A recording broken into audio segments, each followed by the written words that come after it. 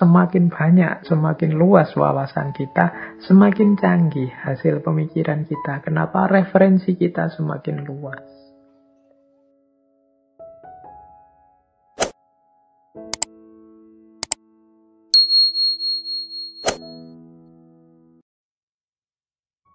Assalamualaikum warahmatullahi wabarakatuh.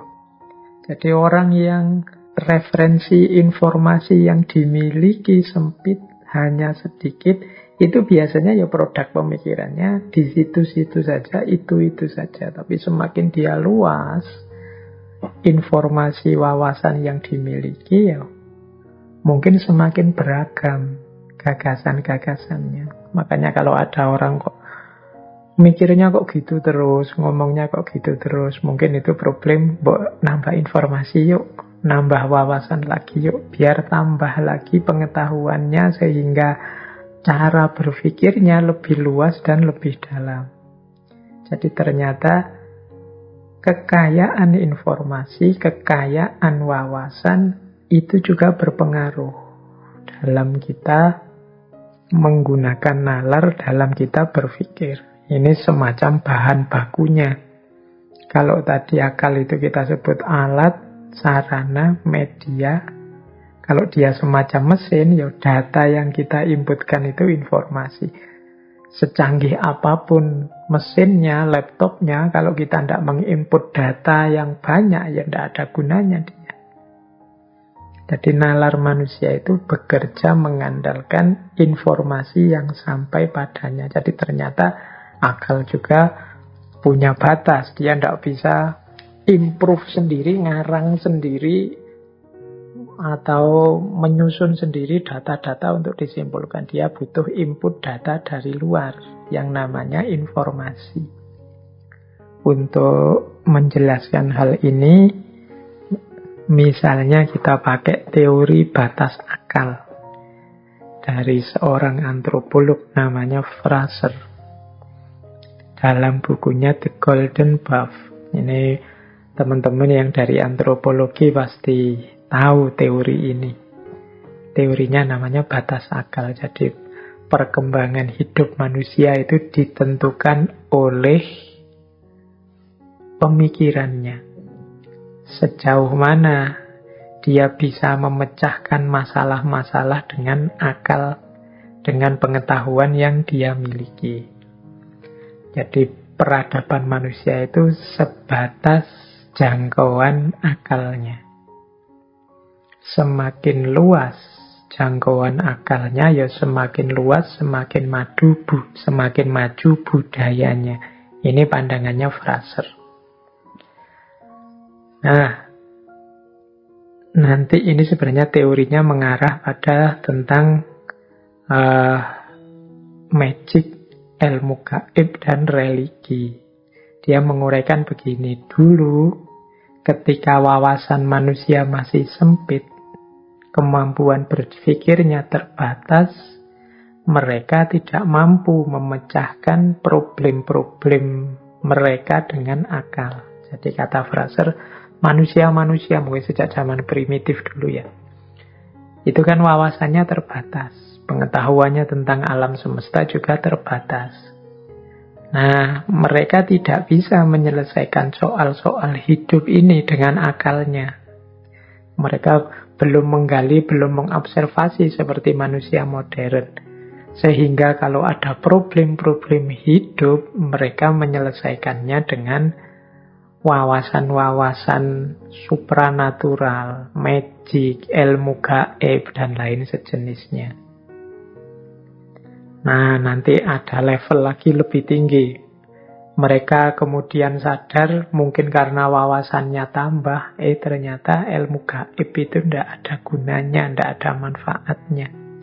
Mungkin ada daya yang lebih kuat, daya yang lebih kuasa di balik yang kelihatan ini.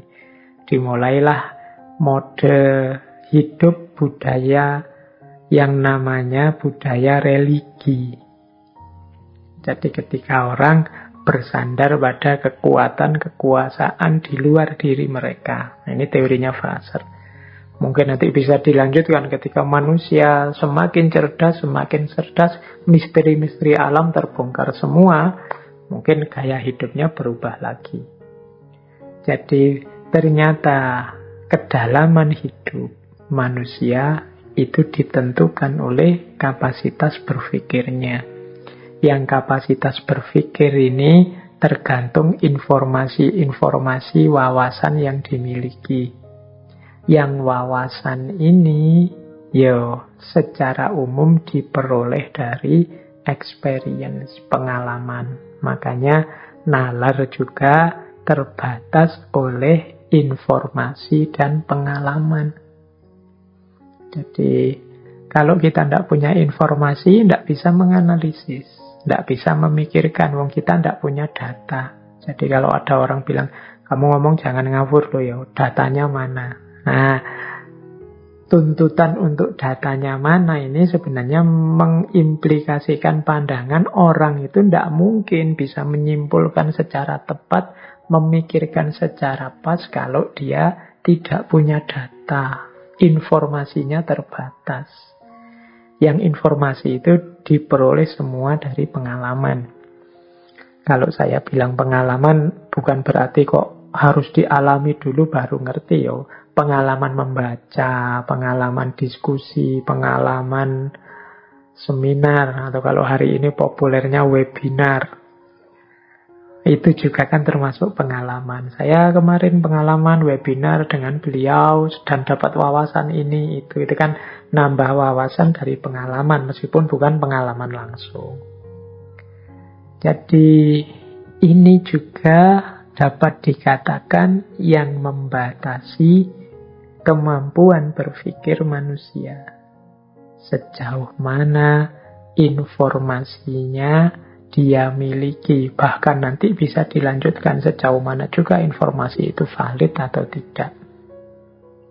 Makanya nanti akan kelihatan produk-produk pemikiran dari orang-orang yang mungkin masih hanya punya sedikit informasi dengan mereka yang sudah luas wawasannya, mengerti macam-macam. Kenapa kok yang informasinya lebih sedikit berbeda dengan yang wawasannya luas? Ya karena yang informasinya lebih sedikit, lebih terbatas kemampuan mengoperasikan akal budinya.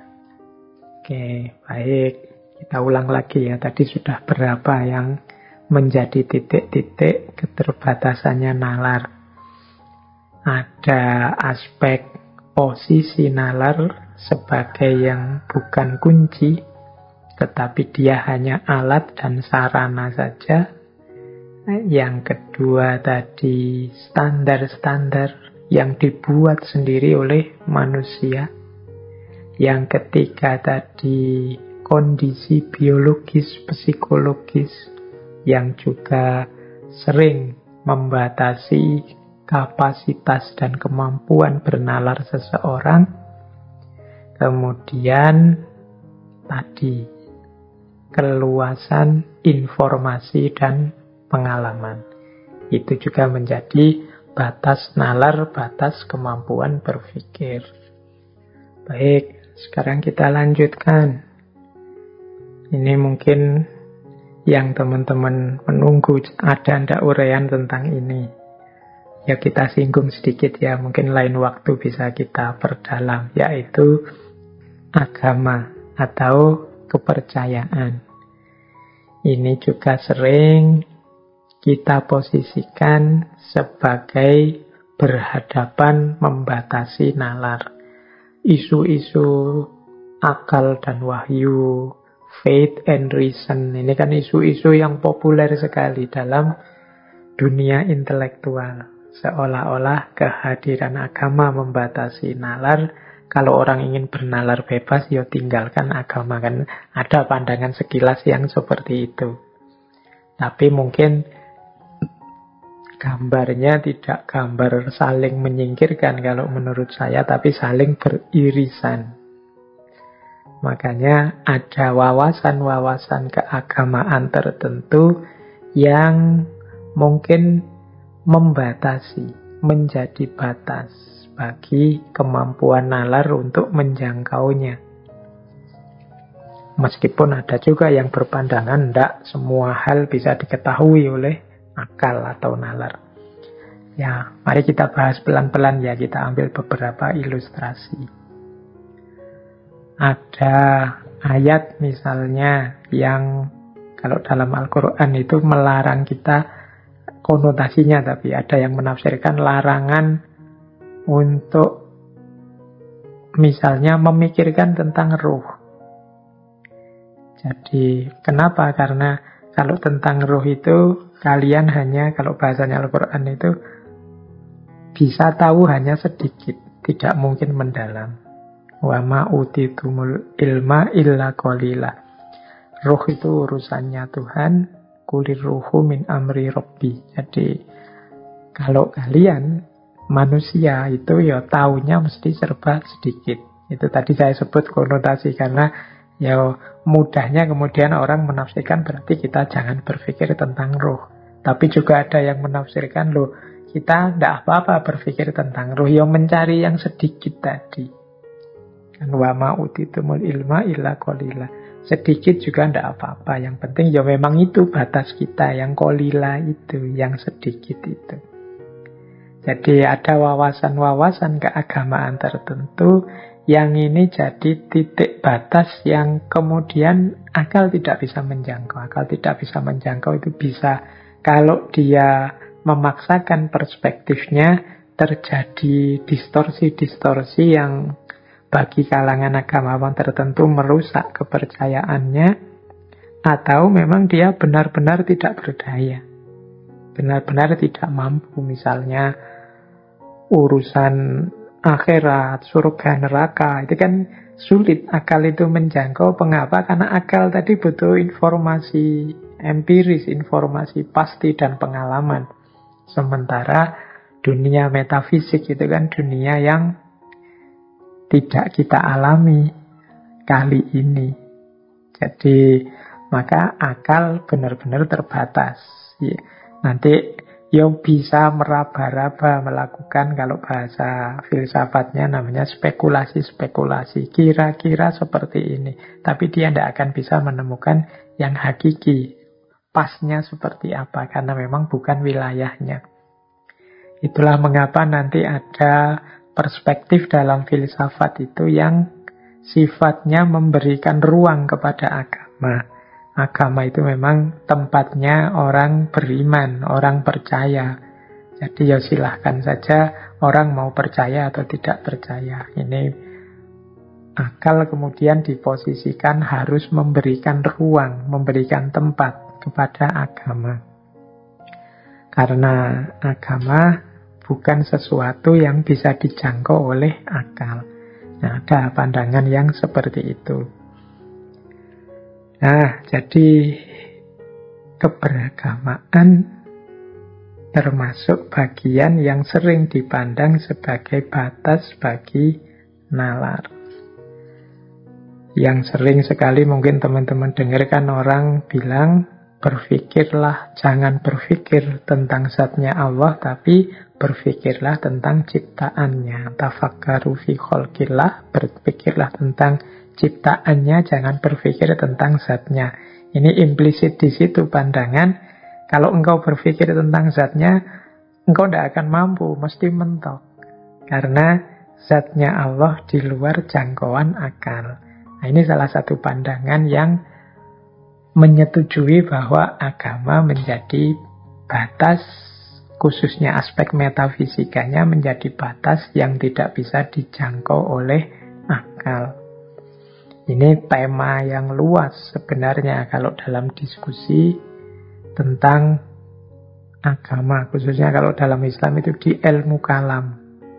Ada perdebatan panjang dari beberapa aliran tentang sejauh mana akal ini mampu menjangkau dan di titik mana dia tidak mampu menjangkau.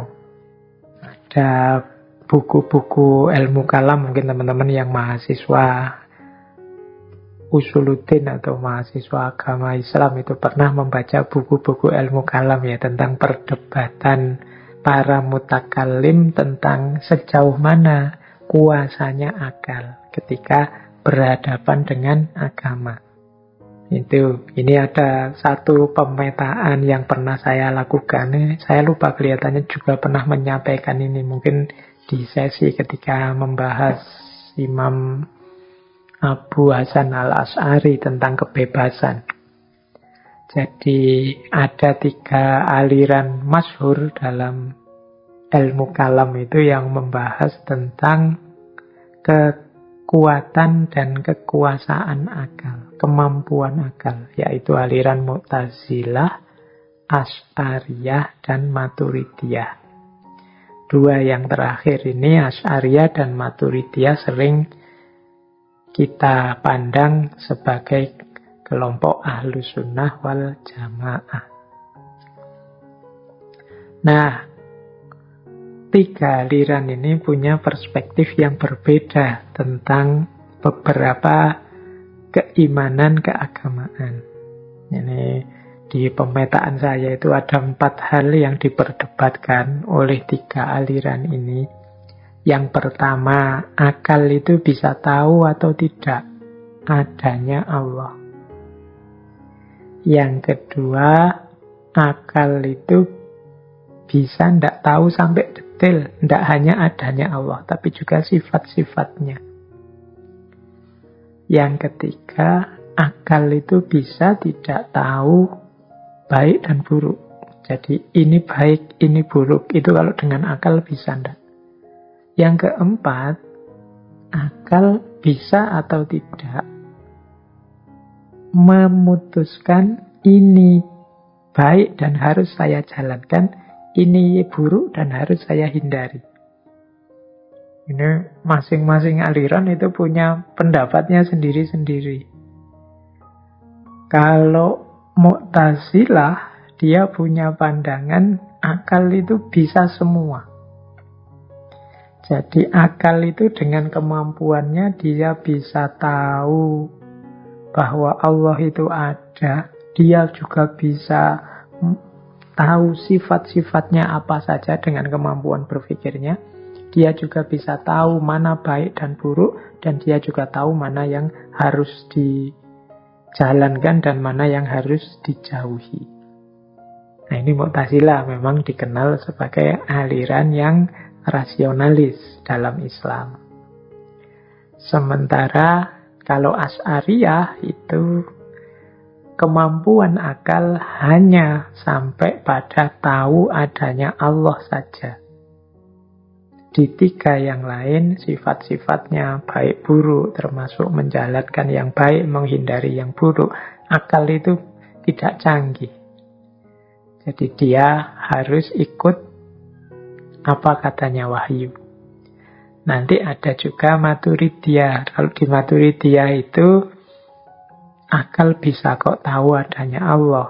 Akal bisa tahu sifat-sifatnya dan bisa tahu baik buruk. Yang akal tidak mampu itu menentukan mana yang harus saya jalani, mana yang harus saya hindari. Kalau ini yang terakhir butuh info wahyu. Ya masing-masing punya argumennya sendiri-sendiri. Kalau tahu adanya Allah, semua sepakat akal bisa. Jadi melihat alam semesta dengan ketertibannya, atau pakai logika alam semesta ini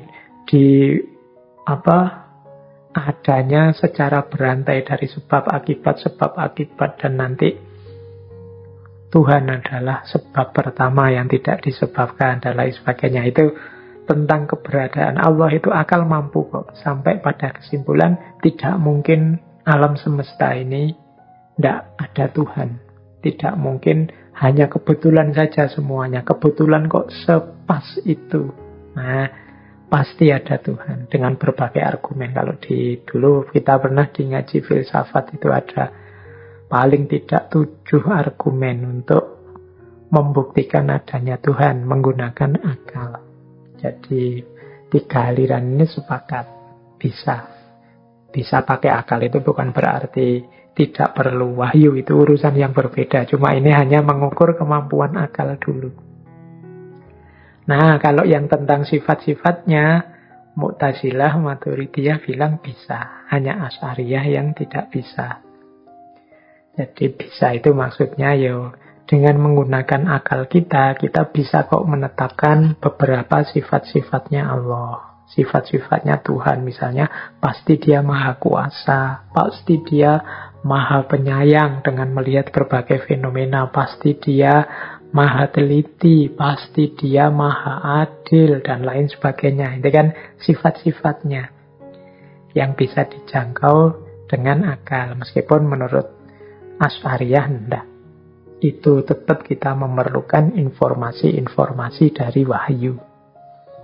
Ada juga yang tahu baik dan buruk. Nah, ini kalau Mu'tazilah dan Maturidiyah, dia bilang akal bisa. Jadi tidak harus merujuk misalnya wahyu. Kita tahu kok kalau mencuri itu pasti buruk, menyakiti orang, merampok itu pasti buruk. Tapi nanti di Asy'ariyah tidak. Ya memang sebagian besar mungkin kita bisa tahu, tapi banyak hal yang kadang-kadang kita anggap baik ternyata buruk. Akal kita memutuskannya sebagai buruk ternyata kan, dan kita tidak senang ternyata itu baik. Jadi baik buruk banyak juga kita memerlukan informasi wahyu. Akal saja terbatas pengetahuannya. Mungkin ada hal-hal tertentu dalam agama yang kita merasa, wah, kok begini ya, ini jangan-jangan perlu ditafsir ulang. Itu menunjukkan kita tidak cocok dengan itu. Nah, itu kata Imam Asy'ari, maka baik dan buruk itu tetap kita memerlukan informasi dari wahyu. Kemudian menjalankan yang baik, menghindari yang buruk. Ini kalau Mu'tazilah, akal bisa semuanya. Akal itu tahu kok tanggung jawab kemanusiaan apa yang harus dilakukan dan yang harus dihindari. Tapi kalau ini Asy'ariyah dan Maturidiyah dua-duanya sama-sama bilang tidak bisa. Kalau untuk kewajiban dan larangan, mana yang haram, mana yang halal, itu tetap kita butuh informasi dari wahyu. Oke, ini ilustrasi saja bagaimana pandangan bahwa wawasan-wawasan keimanan, keagamaan tertentu itu bisa membatasi kemampuan berpikir kita. Ada yang sifatnya memang dibatasi seperti standar-standar tadi. Jadi jangan berpikir tentang ini, jangan berpikir tentang itu. Ada yang sifatnya memang terbatas. Kita tidak mungkin bisa tahu. Khususnya untuk hal-hal yang memang sangat metafisik. Jadi yang diilustrasikan tadi ya dengan perdebatan antara tiga aliran, Mu'tazilah, Asy'ariyah, dan Maturidiyah.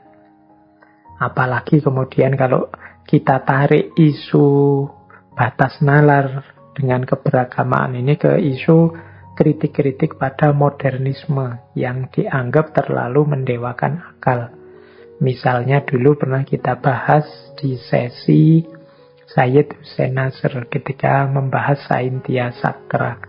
Itu beliau menyebut ada banyak hal-hal yang ditinggalkan oleh peradaban barat khususnya dalam aspek spiritualitas yang itu sebenarnya esensial dalam hidupnya manusia. Dan di situ kan Sayyid Hussein Nasr mengkritik panjang lebar tentang gaya saintisme yang mendewakan akal yang jadi awal beberapa tragedi kemanusiaan manusia modern. Jadi ya ini termasuk bisa dipandang menjadi batas bagi nalar kepercayaan-kepercayaan, keimanan-keimanan agama. Ya mudahnya kan misalnya di ranah ilmu modern yang kadang dikritik positivistik itu secara ontologis kan hanya bisa menerima dunia yang sifatnya materi atau dunia syahadah. Sementara agama menerima ghaib wa syahadah, dunia metafisik dan dunia fisik, dunia materi dan dunia imateri. Nah, berarti jangkauannya lebih sempit. Sementara kalau agama lebih luas, ghaib was syahadah, sehingga di situ nalar terbatasi. Kemudian juga dari sisi epistemologi, dulu kita pernah membahas misalnya pengetahuan namanya ilmu huduri atau pengetahuan langsung. Yang ini tidak membutuhkan prasyarat material, prasyarat empiris. Pokoknya dalam pikiran kita pengetahuan itu hadir, pengetahuan langsung. Yang ini mungkin sulit. Pengetahuan itu kan biasanya kita sebut bekerja ketika akal kita berproses. Nah, sementara yang laduni ini pengetahuannya hadir begitu saja dalam diri kita. Ini juga mungkin menjadi batas-batas nalar yang menggunakan akal. Jadi ini isu tersendiri. Kalau teman-teman ingin mendalam tentang persilangan, pertentangan, persinggungan antara agama dan nalar atau isu faith and reason, itu bukunya banyak sekali. Isu-isu yang diangkat juga sangat banyak sudah. Baik, ya mungkin lain waktu kita bahas lebih panjang, khususnya tema-tema kalam, tema-tema teologis. Sudah lama kita tidak membahas tema-tema teologis. Baik, jadi ini isu kesekian tentang batas nalar. Kita lanjutkan lagi. Ini sekarang kita membahas aspek internalnya. Kalau tadi kan keterbatasan nalar karena ada unsur dari luar. Jadi ada unsur misalnya agama, ada unsur pengalaman dan informasi, aspek biologis, psikologis, standar-standar yang kita buat sendiri. Kemudian yang pertama tadi hubungan akal dengan bagian jiwa yang lain, yang ternyata akal itu hanya alat. Itu kan unsur luarnya. Kalau bahasanya anak-anak kampus itu aspek eksternalnya. Sekarang kita lihat internalnya. Internal yang membuat akal itu sering terbatas. Nah, sebenarnya secara umum sih aspek internal itu ya ada logical fallacy dan bias. Jadi salah pikir dan sesat pikir. Jadi akal itu tidak selalu dalam kondisi fit, mesti benar. Ternyata juga dia terbatasi oleh kondisinya sendiri yang kadang-kadang sesat pikir dan salah pikir. Baik, sekarang kita bahas pelan-pelan dua kondisi ini. Nanti mungkin beberapa hanya saya baca saja, teman-teman mencari ya, wong ini cuma tentang sesat pikir, salah pikir. Di sesi-sesi kajian dulu tentang logika dan lain-lain kelihatannya sudah dibahas. Mungkin saya agak cepat ini karena waktunya juga.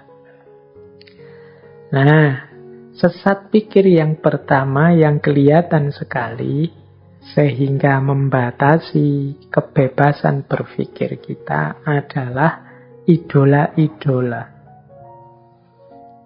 Ini saya ambil misalnya teori dari Francis Bacon. Ada 4 idola saat kita berpikir. Ini membuat harusnya kesimpulan kita itu luas jadi terbatas. Apa saja 4 idola? Ini secara umum ya. Mungkin hari ini bisa dirumuskan lagi banyak idola-idola yang lain. Nah, yang pertama adalah namanya idola tribus. Idola tribus itu menarik kesimpulan tanpa dasar dan tidak diperiksa serius. Pokoknya dianggap sudah benar begitu saja. Alasannya biasanya begitu. Orang lain juga begitu. Itu namanya idola tribus. Kita itu sering berpikir pakai logika biasanya ini.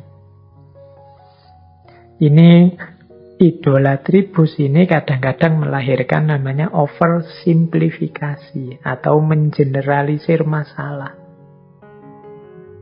Jadi akhirnya kita tidak dalam. Sesuatu yang harusnya mungkin punya makna lebih dalam, harus diobservasi lebih serius, harus diteliti lebih jeli, akhirnya tidak tergali. Kesimpulan kita dangkal. Kita pokoknya biasanya begitulah. Nah, ini namanya idolatribus. Ini kadang-kadang disebut ini yang sering menjangkiti manusia biasa atau awam. Yang bahasa Latinnya tribus, tribe. Jadi orang-orang umum itu sudah begitu, Pak. Yang lain begitu, ya saya ikut begini. Nah, ini kan secara tidak sadar kita membatasi cara berpikir kita dengan kebiasaan umum yang berlaku di tengah masyarakat. Kemudian ada pula idola spekus. Idola spekus ini menarik kesimpulan seperti manusia yang ada dalam gua. Ini idola spekus ini bahasa Inggris, the idol of the cave. Idola gua. Jadi kita seperti manusia gua. Manusia gua itu manusia yang ngertinya apa yang ada di dalam gua. Jadi memutuskan sesuatu hanya berdasarkan prasangka pribadinya, selera a priorinya. Jadi ini biasanya ketika orang menyukai sesuatu, ketika orang mengidolakan sesuatu, dia berhenti di situ, hanya itu saja yang dia geluti sehingga dia tidak luas. Akhirnya membaca apapun, menyikapi apapun, ya pakai perspektif itu. Nah, itu jadi ini persis seperti kata-kata aslinya, the idol of the cave. Seperti manusia yang hidup di gua. Nggak ngerti mana-mana, yang ngertinya apa yang ada di dalam gua. Jadi begitu melihat apapun, menyikapi apapun, yang menggunakan perspektif gua. Perspektif pengalamannya sepanjang hidup di gua. Jadi ini juga sering jadi idola, membatasi cara berpikir kita juga. Kemudian idola fora, the idol of the marketplace. Menarik kesimpulan karena ikut pendapat umum. Jadi yang lain pendapatnya bagaimana, begitu ya sudah aku ikut, idola fora. Ini bedakan dengan idolatribus tadi ya. Kalau idolatribus itu ya biasanya orang di sini biasanya begitu. Nah, itu idolatribus. Tapi kalau idola flora, untuk hal ini gimana pendapatnya orang-orang? Orang-orang pendapatnya seperti ini semua, Pak. Oh ya sudah, saya ikut. Nah, itu idola fora. Jadi sesuai pasar. Kalau pasar ke utara ya ikut ke utara. Kalau pasar ke selatan ya ikut ke selatan. Kalau hari ini mungkin pasar itu berubah jadi viral-viral. Yang lain viral begitu ya saya ikut begitu. Yang lain viral begini saya ikut begini. Itu idola fora. Nah, yang keempat idola teatri atau panggung. Jadi menarik kesimpulan hanya berdasarkan dogma mitos yang dia percaya. Jadi dia tidak mau menggunakan akalnya, pokoknya ada jawaban-jawaban yang sudah tersedia dari mitos-mitos yang berkembang, dari dogma-dogma yang diyakini. Ya sudah, itu saja yang dipakai. Jadi pikiran kita itu sering terjangkit penyakit idola-idola ini. Ini teori yang berasal dari Francis Bacon ini menyarankan kita untuk hati-hati terhadap jebakan idola-idola ini. Jadi 4 idola ini membuat kita sesat pikir. Termasuk batas nalar juga, ya jenis-jenis sesat pikir. Kalau teman-teman mau menggali, boleh nanti saya yang nulis buku judulnya Ihwal, Sesat Pikir dan Cacat Logika. Coba teman-teman dicari di buku itu, isinya sepenuhnya kelemahan-kelemahan kognitif kita. Jadi manusia itu ya memang di antara keunggulannya berpikir. Tapi berpikir itu juga punya banyak sekali kelemahan-kelemahan internal. Jadi itulah yang membuat nalar seseorang terbatasi saat dia ingin menemukan kebenaran. Yo macam-macam. Di situ saya contohkan misalnya sesat pikir itu bagaimana kita suka sekali melakukan overgeneralisasi. Jadi hanya melihat satu dua disimpulkan semuanya juga begitu.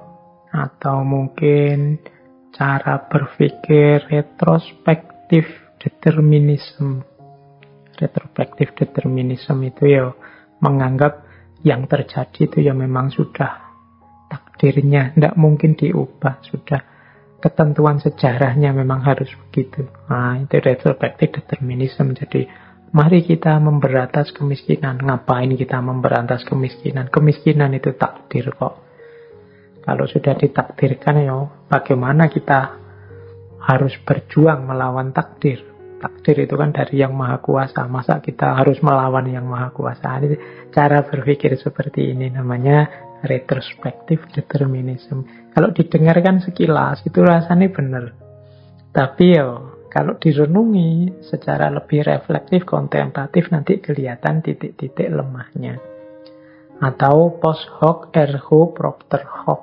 Ini karena datang setelah itu berarti disebabkan oleh itu. Nah, ya memang hidup ini memang banyak sebab akibat, tapi tidak semuanya sebab akibat.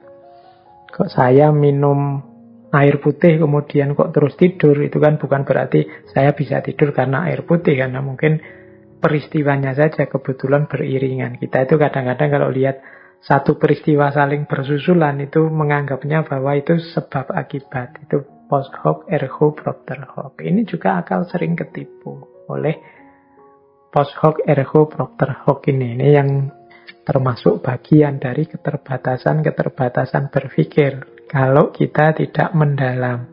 Ada juga yang berpikir ad hominem, enak-enak diajak diskusi terus yang diserang orangnya karena kepepet. Dasar kamu orang sesat misalnya, itu ad hominem, yang diserang orangnya. Kamu anak kemarin sore aja. Nah, itu yang diserang orangnya. Jadi bukan gagasannya. Kadang-kadang juga kita ad verecundiam. Ad verecundiam itu kita merujuk orang yang kita anggap ahli, tapi tidak kritis. Pokoknya kata-kata ahlinya pasti benar. Ini kan yang ngomong sudah ahlinya. Nah, itu kesesatan ad verecundiam. Ada kalanya ad baculum. Ad baculum itu ancaman. Kalau kamu tidak mau ikut, kalau kamu tidak mau percaya, rasakan sendiri nanti akibatnya. Hukuman Tuhan akan sampai padamu. Nah, ini sebenarnya tidak berargumen, ya mengancam saja. Tidak ada logika di situ yang digunakan, meskipun seolah-olah itu logis. Tunggu saja nanti hukuman Allah akan datang padamu tidak lama lagi. Ini bisa jadi ad baculum. Jadi berargumen dengan ancaman. Atau kebalikannya, ad misericordiam. Misericordiam itu meminta belas kasihan. Mbok, saya diluluskan saja Pak, saya itu sudah semester akhir ini Pak, teman-teman sudah lulus semua, saya ingin segera pulang Pak, segera kawin. Jadi ad misericordiam. Jadi dia tidak berlogika sebenarnya, cuma membangkitkan rasa kasihan saja. Ada pula yang ad populum. Ad populum itu menganggap bahwa kalau orang lain begitu baik dan benar, berarti aku juga begitu baik dan benar. Ikut kebanyakan orang, ad populum. Atau ad novitam, yang baru pasti baik. Ini kreatif loh, ini baru loh. Atau ad antiquitam, yang lama pasti lebih baik. Oh, ini dari para pujangga zaman dulu loh, ini dari nenek moyang kita loh. Ini sebenarnya tidak berargumen, tapi itu termasuk bagian dari logical fallacy dan lain sebagainya. Ini teman-teman pastinya sudah bisalah mencari banyak referensi tentang ini. Cuma ini sebenarnya untuk ilustrasi bahwa nalar kita itu mudah sekali sesat ke dalam logical fallacy ini yang seringkali membatasi operasi rasional kita untuk menemukan kebenaran. Jadi ini yang sering disebut sebagai logical fallacy. Baik, Mungkin logical fallacy sudah pernah kita angkat. Saya agak panjang sedikit di cognitive bias. Jadi, kalau tadi kan sesat dalam prosesnya, logical fallacy. Cognitive bias ini mungkin mudahnya kita artikan penyimpangan berpikir, tapi kita tidak sadari. Kita berpikir itu kan untuk menemukan kebenaran. Jadi kadang-kadang kita, ini jalurnya sudah belok loh, tapi kita tidak sadar. Itu namanya bias. Ada banyak bias-bias dalam berpikir. Ini di buku yang saya sebut tadi, Ihwal Sesat Pikir dan Cacat Logika, saya lupa itu berapa puluh bias kognitif yang saya contohkan di situ.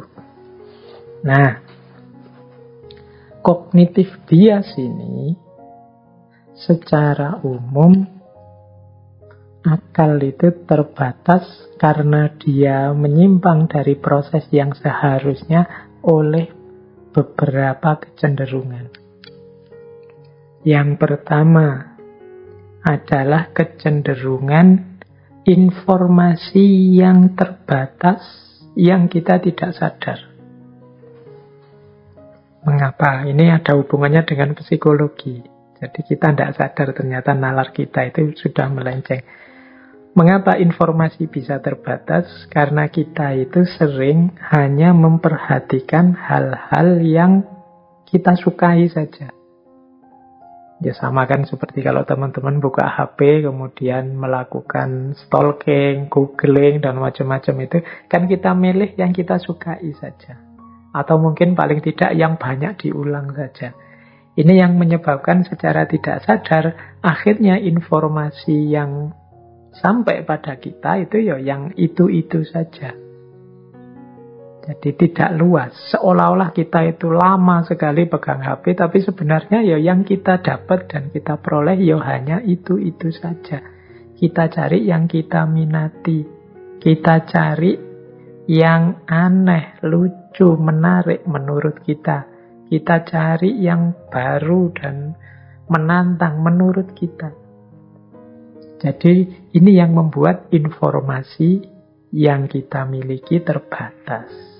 Jadi ini penting kita sadari ternyata kita itu seolah-olah banyak banjir informasi, tapi mungkin ya tidak. Karena yang kita buka ya itu-itu, yang kita gali secara serius ya itu-itu. Mungkin karena saya sukanya filsafat ya, yang dibuka situs-situs ya seputar filsafat dan sekitarnya. Sementara yang sukanya pendidikan mungkin lebih tertarik dengan isu-isu pendidikan. Ya itu-itu saja. Nah, itu namanya termasuk cognitive bias. Membuat pikiran kita secara tidak sadar melenceng, padahal kita tahunya kita itu wawasannya luas, luar biasa. Karena yang kita perhatikan hanya yang kita minati saja, yang kita anggap unik, kita anggap menarik, dan lain sebagainya. Kemudian kita juga biasanya lebih memperhatikan hal-hal yang sesuai dengan pandangan kita atau kebalikannya, yang anti dengan pandangan kita.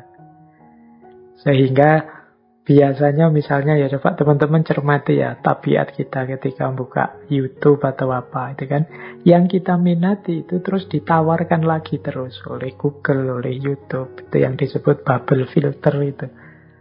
Jadi kita hanya tahu yang benar sesuai kepercayaan kita saja, atau orang-orang yang berbeda dalam tanda petik kita posisikan sebagai musuh kita, lawan kita. Jadi itu saja wawasan kita. Baik, ini sumber kesesatan dalam tanda pikir ya, sehingga membatasi nalar kita. Akhirnya informasi yang masuk itu saja. Cara berpikir kita pun begitu-begitu saja. Tidak ada yang berubah sejak dulu begitu. Jarang orang kemudian melakukan konversi luar biasa mungkin gara-gara membaca-baca informasi. Informasi yang dibaca ini itu saja. Nah, itu bagian dari cognitive bias. Bagian dari cognitive bias juga sering kita lakukan adalah lack of meaning. Kurangnya makna. Ini kita lakukan biasanya seperti ini pola-polanya lack of meaning itu.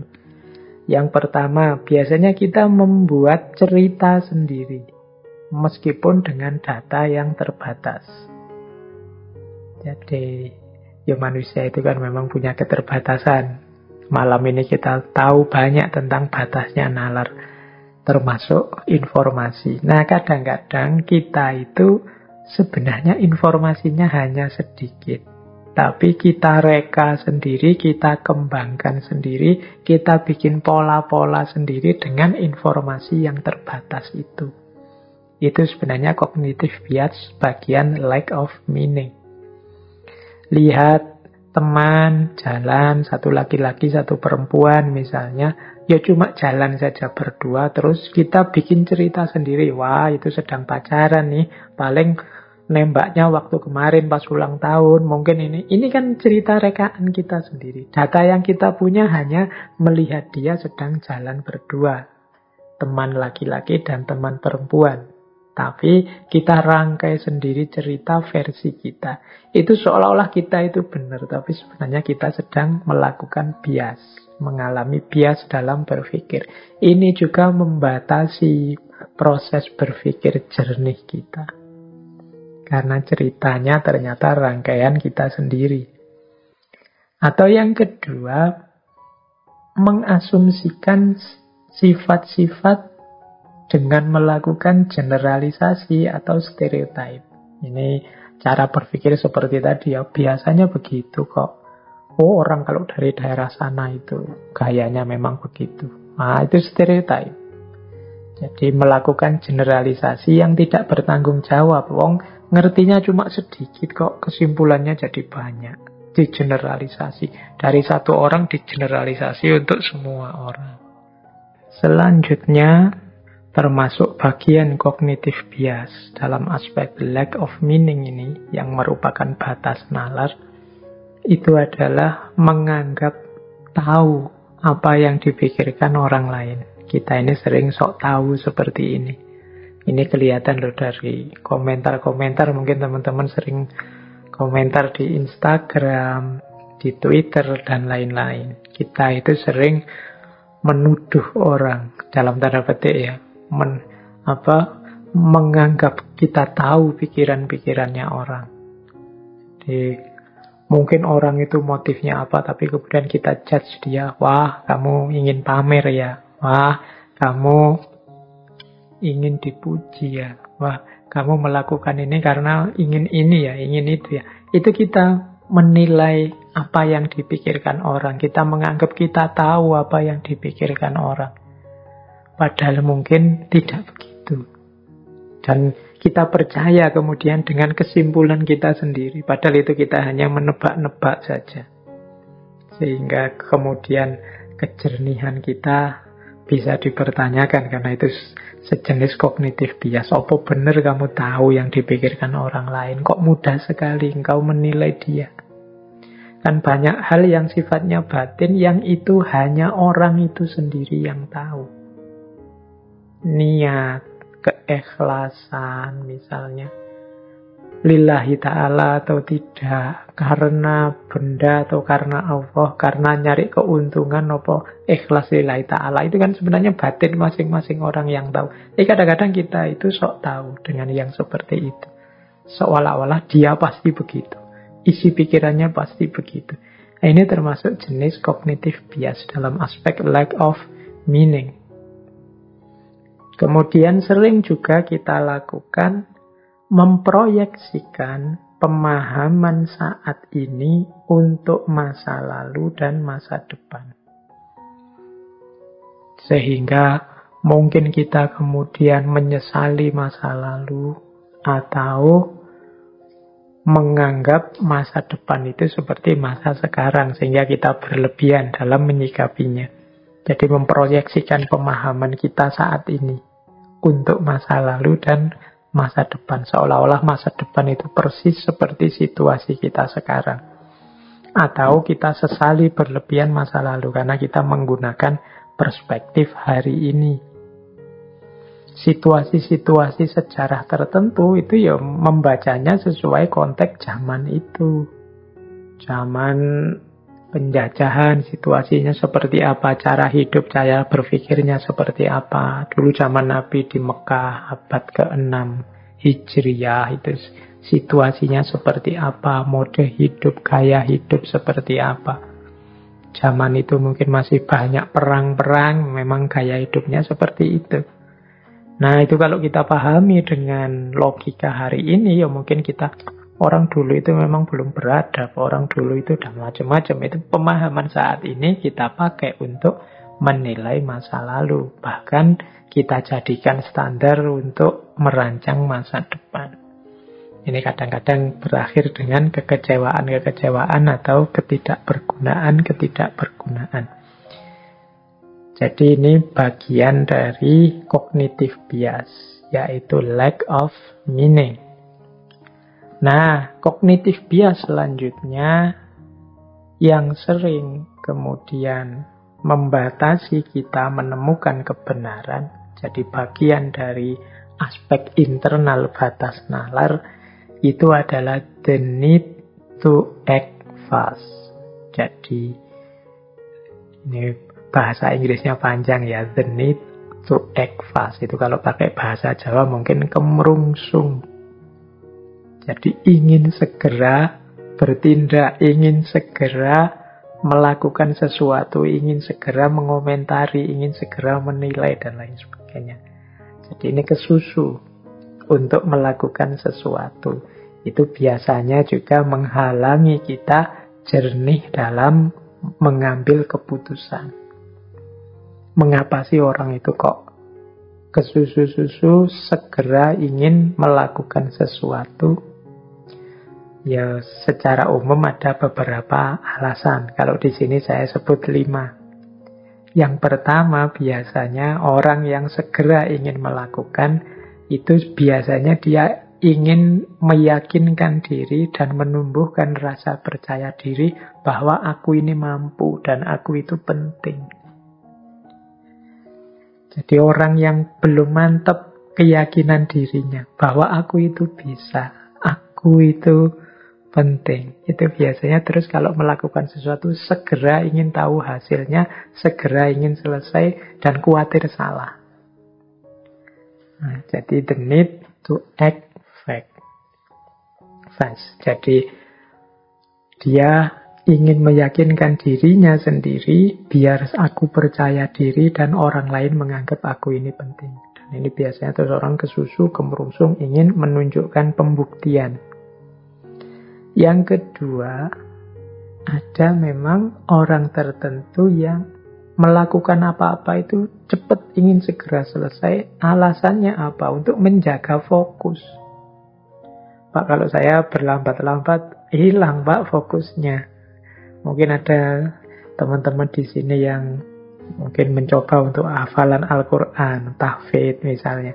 Itu kan biasanya terus ingin fokus, khawatir nanti lupa. Itu biasanya coba ngajinya. Karena kalau pelan-pelan nanti pikirannya melayang kemana, terus hafalannya putus. Ya memang ada yang seperti itu.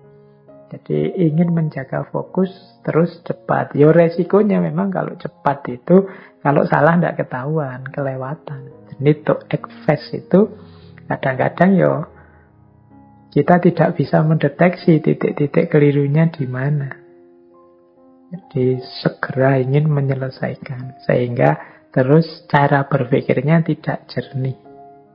Mungkin teman-teman dalam banyak hal juga sering begitu. Yang hafal surat-surat panjang itu begitu mau dibaca waktu jadi imam sholat itu kan tidak berani dibaca dengan indah pelan-pelan kalau kita tidak yakin benar sudah hafal. Biasanya terus dibaca-baca biar tidak putus, karena kalau dibaca pelan nanti putus, hafalannya kacau. Nah, itu yang kedua, the need, kebutuhan untuk melakukan sesuatu secara cepat. Ini sebenarnya bisa dicek dulu, kita pernah membahas Paul Virilio yang menjelaskan peradaban hari ini yang segala sesuatunya ingin lebih cepat. Yang ketiga, biasanya motifnya orang yang ingin lebih cepat itu karena dia membayangkan keuntungannya. Segera aku ingin selesai dan mendapat keuntungan. Nah, ini membuat orang ingin lebih cepat. Atau untuk menghindari kesalahan. Kemudian orang cepat-cepat untuk melakukan sesuatu biar tidak salah. Karena kalau pelan-pelan nanti salah. Ini sama seperti tadi penjelasannya. Jadi sesat pikir dalam bentuk cognitive bias itu ada kalanya muncul karena kita butuh untuk bertindak cepat. Kita tidak sabar untuk mengikuti prosesnya pelan-pelan. Akhirnya ya yang terjadi malah tidak jernih kita dalam menanggapi sesuatu. Dia membatasi kita untuk berpikir secara jernih. Nah, yang selanjutnya bagian dari cognitive bias juga adalah information worth remembering. Jadi kita memilih-milih sendiri informasi-informasi yang kita anggap penting. Padahal itu mungkin bagi orang lain tidak penting. Jadi kita milih sendiri, misalnya kita ketemu data sebanyak apa, ya kita pilih yang kita perlu saja, yang kita anggap penting. Sesuai dengan kebutuhan kita sejauh pengalaman yang kita miliki. Sehingga akhirnya ya kita tidak komprehensif. Jadi kita pilih-pilih informasi. Sehingga pada akhirnya ya sudah, kita tidak bisa menemukan kebenaran yang kita inginkan karena nalar kita terbatas informasinya. Mengapa kok informasi kita terbatas? Ya kita sendiri yang milih informasi yang menurut kita penting saja. Yang itu ternyata hanya menyesuaikan dengan kebutuhan dan pengalaman yang kita hadapi. Jadi teman-teman, ternyata ada banyak hal yang membuat nalar kita itu buntu atau tidak bisa lanjut menemukan yang benar secara jernih. Kalau kita runtut lagi dari awal tadi, ada berbagai aspek yang membuat nalar kita terbatasi. Yang pertama adalah posisi akal yang ternyata dia tidak nomor satu, tapi dia berposisi hanya sebagai sarana dan alat dari kepentingan-kepentingan variabel-variabel hidup yang lain seperti hasrat, ambisi, naluri, nurani, selera, dan lain sebagainya. Jadi dia dibatasi oleh orientasi hidup, emosi hidup, ambisi seseorang. Ini yang pertama. Jadi menunjukkan batas secara fungsional. Kemudian yang kedua, standar-standar. Ini yang kedua, ini sebenarnya yang paling sering terjadi. Bagaimana manusia membuat standar-standar sendiri yang membatasi nalar. Baik itu di level etik, sosial, susila, budaya, maupun politik. Ini saya tidak, seperti saya bilang tadi ya, ini tidak saya menyebut itu negatif atau tidak. Ya karena memang manusia itu secara sosial membutuhkan ideal-ideal yang ingin dia wujudkan. Yang kadang-kadang ideal ini harus bisa dipenuhi dengan cara membatasi kebebasan berpikir yang seluas-luasnya. Ini harus dibaca situasional, meskipun ada juga situasi yang memang sepenuhnya membatasi kebebasan moral dengan standar-standar egois untuk kepentingan kelompok tertentu atau orang tertentu. Ini bisa luas kalau kita bahas. Kemudian batas nalar juga adalah kondisi biologis dan psikologis alamiah kita. Ada orang-orang tertentu yang luar biasa IQ, EQ, SQ-nya, ada yang biasa saja, bahkan ada yang bermasalah dan lain sebagainya. Itu juga menjadi blok, menjadi batas bagi kemampuan berpikir. Kemudian secara operatif, kemampuan berpikir kita juga dibatasi tadi ya, oleh keluasan informasi kita dan pengalaman kita. Jadi ya kalau tidak banyak data, ya tidak luas improvisasi kita.